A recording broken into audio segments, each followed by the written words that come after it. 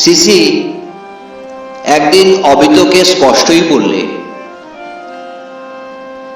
দূর থেকে আমরা মনে করেছিলুম তুমি বুঝি খাসিয়া হবার দিকে নামছ।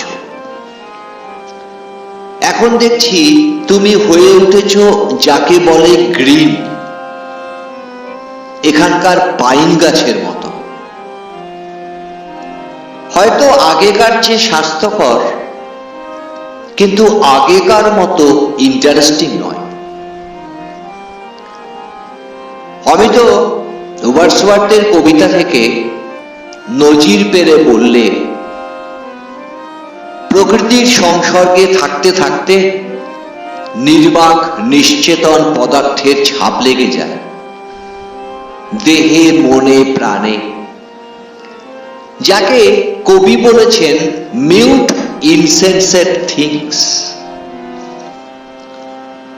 শুনে সিসি ভাবলে, নির্বাক নিশ্চেতন পদার্থকে নিয়ে আমাদের কোনো নালিশ নেই। যারা অত্যন্ত বেশি সচেতন আর যারা কথা কইবার মধুর প্রগল্ভতায় সুপটু, তাদের নিয়েই আমাদের ভাবনা।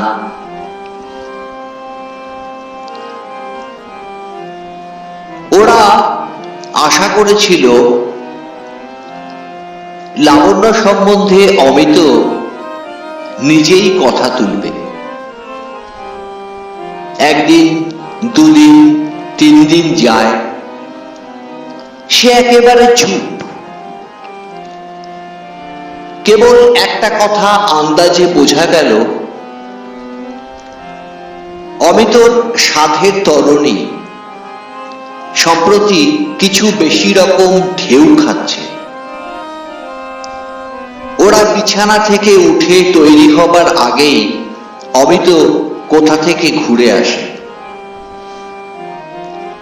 তারপর মুখ দেখে মনে হয়, ঝোড়ো হাওয়ায় যে কলা গাছের পাতাগুলো ফালি ফালি হয়ে ঝুলছে, তারই মতো শতদীর্ণ ভাবখানা।